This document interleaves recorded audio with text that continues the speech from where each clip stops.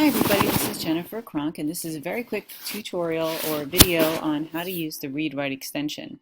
This is a fabulous resource that is available to some districts, and you'll know that you have it when you have this little icon here on the top of your screen in your Google Drive. So, just a very quick overview.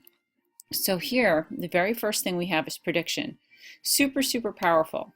Prediction helps give you predictable words or what it thinks you're going to be typing next. So if I start typing, I have to make sure I turn it on. There we go. Hi, my name. You'll see that it begins to give me predictions. Name. As I roll my mouse over, Nature. it says the word. National. Nation. So this is fabulous for ELL students, students that have reading difficulties, that also have a hard time with vocabulary acquisition. Fabulous tool. So I'm going to turn off prediction right now, and I'm going to move to dictionary. So there are two different types of dictionary in the read-write extension. We have dictionary and then we have picture dictionary. So let's say I don't understand what the word global is, and I want to use the dictionary. Well, this is great, especially if I'm dealing with complex words and I'm not sure exactly what a definition might be. But if I have a student who is learning the language, this may not be as helpful. Or if I'm in primary or elementary, I might need something that's going to help me understand a little better what the global means. So that's where the picture dictionary comes into play. If I click on the picture dictionary, I am now given pictures that are associated with that word. And it's really good. I've tested it out on some other more abstract words, and it's given me some really great visual representations. So that's the picture dictionary, dictionary, and picture dictionary. Now we have play, pause, stop, and screenshot reader. Both of those, all of those are fabulous when it comes to reading. So let's say that I need help when it comes to reading a passage. I can move my insertion point wherever I need to start and press play. Here is a list of resources that will help you better understand the functionality of the read and write extension. So it will continue to go through the entire document. It'll continue to go through the entire document. If I leave play on, I can pause at any time, stop at any time, or I can use the screenshot reader. If I click on the screenshot reader, there we go, I can make a selection and it will just read the selection for me. It takes a few seconds for it to load. There is a list of resources that will help you better understand the function. So that's a screenshot reader. Those are all really great tools. Our next tool is the fact finder. Now it's out of the screen of my the view of my screencast, but if I click on the fact finder, let's say I have global selected and I want some more information on or facts on, actually let's go for the internet. I click on fact finder, and now it will open up a search on the internet. I didn't have to retype it. It's right there.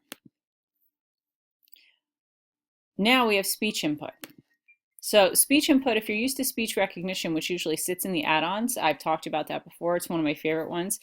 I have to say that the speech input is pretty powerful. So when I click on the record button, or when I select the option actually, you'll see that it's now putting in everything I say, period. I have to speak my punctuation, comma, otherwise it will go without any period. So what most teachers do when we're using speech recognition is they have students, there we go.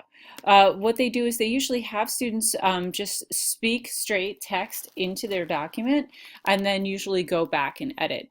But I have to say that I find this much easier to use than the speech recognition add-on, which I'm a huge fan of. I can't get any easier for students than just simply clicking the button for speech input and having the record symbol right there. Very easy for students to use. There we go. So let me just delete this. Now we have Translator. Translator's good. However, Translator pretty much does only the word. So I can't highlight an entire sentence here and select Translator. It'll give me the one word, aquí. And right now under settings, it's set for Spanish. You can set it to translate for Spanish, or you can set it to translate for French. If I was going to have a passage translated, I would probably go to add-ons and I'd probably use Google Translator. That's just me. But it's good to know that if you're dealing with an ELL student, we have this symbol right here. It's in their interface, and if there's a word that they're not familiar with, then this is just a great way to get a one-word translation for your students. Next is our highlights. So we can choose highlighting in a bunch of different colors, and I know a few teachers that use highlighting very specifically. So grammar issues are highlighted in one color. Um, uh, Musical devices or things that have to do with poetry are highlighted in another color. So you have a variety of colors that you can use here. Let's say I'm collecting words that I don't know. So I'm just going to select highlight yellow. There we go. I'm just selecting words that I'm going to highlight right now. I can choose any kind of highlight or color I want. And I'm just selecting a bunch of words. So as I'm going through this passage, I can highlight topics, I can highlight sentences, I can highlight main ideas. So you might want to use one color for main idea. You might want to use another color for supporting ideas. And then once I'm done with my highlighting, I can use this great little option here called Collect Highlights. If I choose to collect highlights, I can choose what colors I want to collect. So again, if I'm highlighting main ideas and all my main ideas are yellow, it'll only collect yellow. If I'm highlighting supporting ideas, then and it's blue, it will only collect blue. So I used all the colors, so I'm going to select them all and press OK.